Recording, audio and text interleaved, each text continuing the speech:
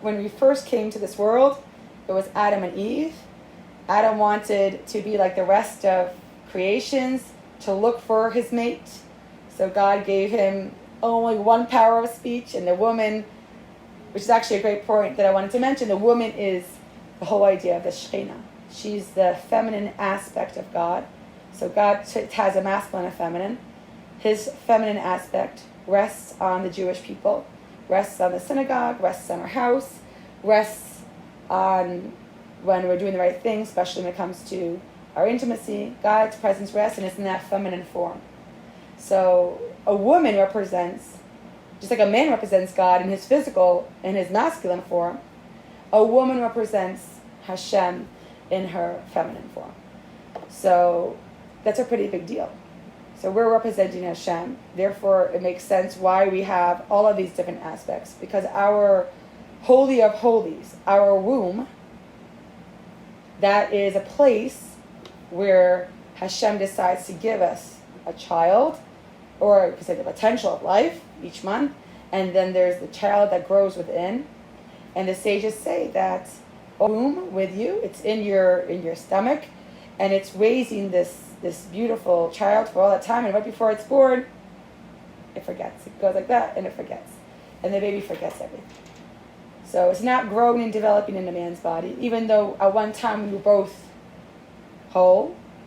But the idea is it's in the most holiest of holiest place, which is in a woman's reproductive organs. It's in the woman's womb.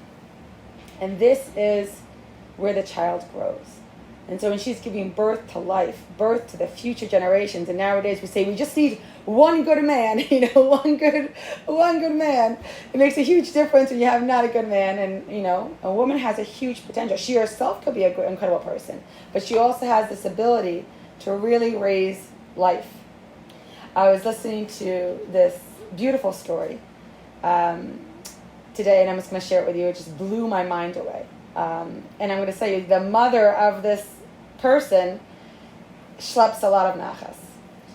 So there was this child from an orphanage. And, everything going on in Ukraine, when I was done reading the story, I was crying because it was just so incredibly much for me. So you're sitting in this boy was sitting in this orphanage, and it was very hard for him, and he had really good memories, and he had really hard memories. He comes after the war to the country. He wants to visit the Lubavitcher Rebbe. He himself wasn't very religious, but he heard about the Lubavitcher Rebbe, and he goes, something interesting, I want to see this Rebbe. He goes, and he knocks on the door to the Rebbe. He's let in, and as soon as he comes in, the Lubavitcher Rebbe said to him, Avramala, is that you? Stops, stares, and he almost faints.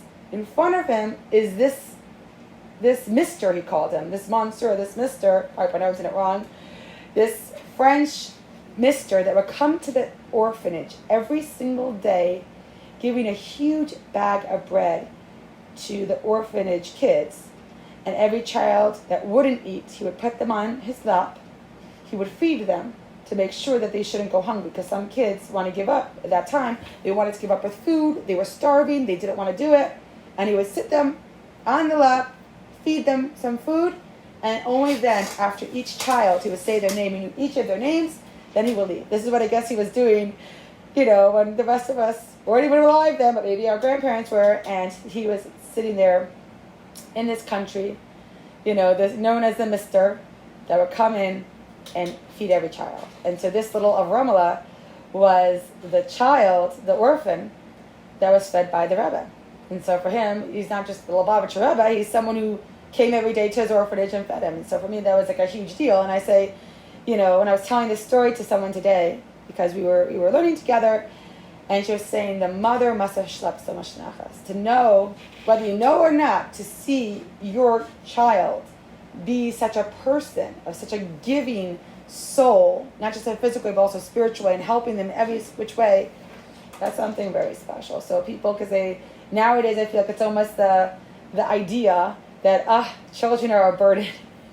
And it's a terrible concept. It's a terrible concept, because that is the future. And that is, the soul of us all. And the one who has the potential to have this soul carried within our Holy of Holies is the woman. So as much as people can say, how come things aren't fair, and they might have a point, but I feel like it's done with unknowing. It's because there's so much behind the scenes that are hidden, because maybe it's not popular, people don't know, people don't want to talk about it, and therefore it's lost in translation, as they'll say. It's lost in translation. It's kind of like how it helps. But I think that it's just a really beautiful chapter in this way, where Hashem gave us the job of a caretaker, really, of the world. Because when man was searching for his spouse, God gave him a helpmate. But it's translated as a guide, as a teacher. So when we decide to use all of our strengths, we really are this mentor, we really are this manager, this, take charge type of person, is really, and in different ways. And everyone has their own way of how to do that. You can have a quiet voice in your house. And it's true. You can be a quieter voice, but there could be peace because of certain things that you do.